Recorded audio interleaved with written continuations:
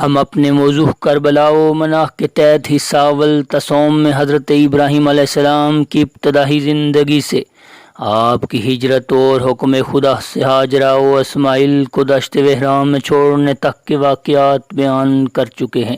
Video کے اس حصے میں حضرت ابراہیم و اسماعیل کی قربانی کرنے کے مکمل واقعات بیان کریں گے۔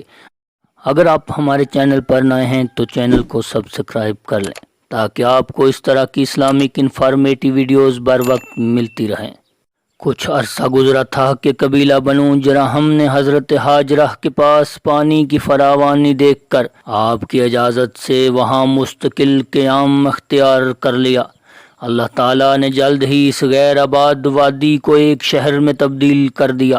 حضرت اسحاق کی ولادت کے وقت حضرت اسماعیل کی عمر مبارک 13 یا 14 برس بتائی جاتی ہے۔ حضرت ابراہیم علیہ السلام ہمارے آقا و مولا حضرت محمد صلی اللہ علیہ وآلہ وسلم کے جد امجد ابتلاء و آزمائش کے ان گنت مراحل سے گزرے۔ سفر ہجرت اختیار کیا، اپنی اہلیہ حضرت ہاجرہ اور ننھے فرزند ارجمند حضرت اسماعیل علیہ السلام کو بے آب و گیا صحرا میں چھوڑا۔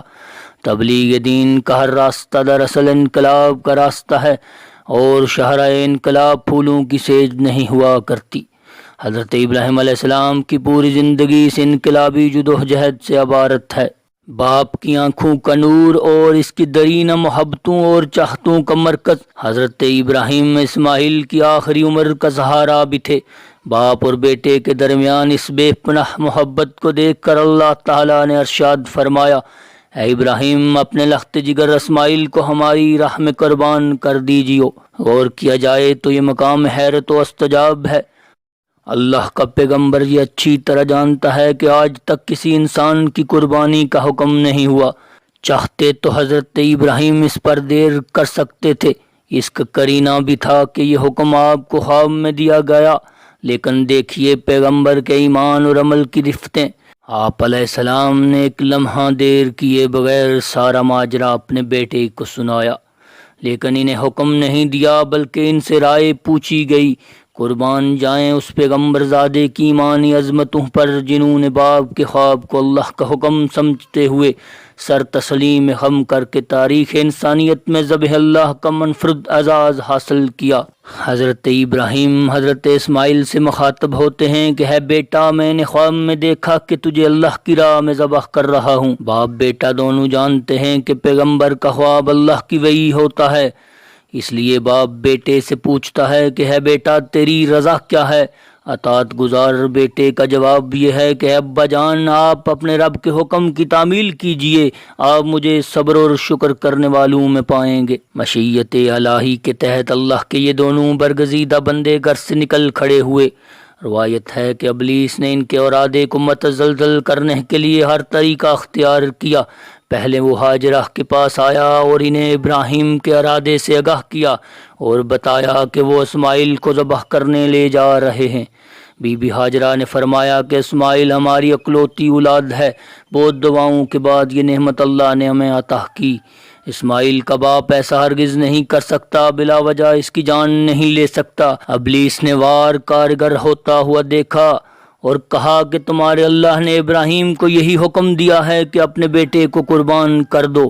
یہ سن کر بی بی ہاجرہ نے کہا کہ اگر یہ میرے خالق کا حکم ہے تو پھر میں اس کے لیے راضی ہوں۔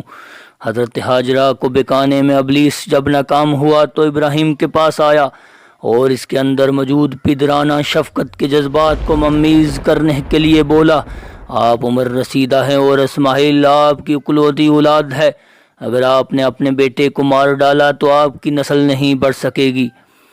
حضرت ابراہیم نے جواب میں فرمایا کہ اسماعیل سے میرا تعلق اللہ کی معرفت قائم ہے، اس سے میرا واسطہ اور تعلق صرف اس بنا پر ہے کہ اللہ نے اس کی پیدائش کے لیے میرا گھر منتخب فرمایا۔ یہ بیٹا میرے پاس اللہ کی امانت ہے، اللہ ہم سب کا مالک اور مختار کل ہے، اور جب چاہے وہ جیسے چاہے حکم دے، ہم سب اس کے تابع فرمان ہیں۔ حضرت ابراہیم کے جواب سے ابلیس کو سخت مایوسی ہوئی، لیکن اس نے حکم الہی کی تعمیل سے انہیں روکنے کے لیے کوشش کو جاری رکھا، لیکن حضرت اسماعیل نے اس کے ناپاک ارادوں کو خاک میں ملا دیا۔ حضرت اسماعیل نے فرمایا کہ میں اس بات پر بخوشی راضی ہوں جو میرے اللہ کا حکم ہے، میرے والد اللہ کے برگزیدہ بندے ہیں، ملائک مقربین کے سردار جبرائیل ان کے پاس وحی لے کر آتے ہیں، ان کا ہر عمل اللہ کے حکم کے تابع فرمان ہے۔ مجھے قربان کرنے کا حکم انہیں اللہ کی طرف سے خواب میں ملا ہے، اور انبیاء کے خواب سچے ہوا کرتے ہیں۔ حضرت ابراہیم علیہ السلام اپنے بیٹے لخت جگر کو ذبح کرنے کے لیے اوندا منہ لٹا دیتے ہیں اور 3 بار اپنے بیٹے کے گلے پر چھری کو چلاتے ہیں، مگر حضرت جبرائیل علیہ السلام اس چھری کو الٹا کر دیتے ہیں۔ 3 بار ایسا ہونے کے بعد حضرت ابراہیم علیہ السلام پھر بیٹے کے گردن پر چھری کو چلاتے ہیں، مگر ایسا ہوا کہ جنت سے ایک مینڈا لایا گیا جو حضرت اسماعیل علیہ السلام کی جگہ ذبح ہو گیا۔ حضرت ابراہیم علیہ السلام جیسے ہی اس کام سے فارغ ہوئے اور آنکھوں سے پٹی کو کھولا، دیکھتے ہیں کہ حضرت اسماعیل پاس کھڑے مسکرا رہے ہیں۔ اس عمل کے دوران غائب سے آواز آتی ہے، ابراہیم تو نے اپنا خواب اور اللہ کا امر سچا کر دکھایا، ہم اسی طرح نیک کاروں کو جزا دیا کرتے ہیں۔ اپنے بیٹے کو اللہ کی راہ میں قربان کرنے کا حکم اللہ کے نبی کی بہت بڑی آزمائش اور امتحان تھا۔ حضرت ابراہیم علیہ السلام اس بڑے نازک امتحان میں کامیاب و کامران رہے۔ آسمان سے ایک مینڈا آتا ہے اور حضرت ابراہیم اسماعیل کی جگہ اس مینڈے کو ذبح کرتے ہیں۔ آواز قدرت آئی، ابراہیم تمہاری قربانی قبول ہو گئی، ہم نے اسماعیل کو ذبح عظیم میں بدل دیا ہے۔ سیدنا حضرت ابراہیم علیہ السلام کی قربانی بھی قبول ہو گئی اور فرزند ارجمند بھی پاس کھڑے مسکرا رہے ہیں۔ حضرت ابراہیم علیہ السلام کی حیات مقدسہ پر ایک نظر ڈالیں تو کار نبوت کی انجام دہی میں انہیں انگنت مصائب کا سامنا رہا اور آزمائش کے گٹھن مراحل سے گزرنا پڑا۔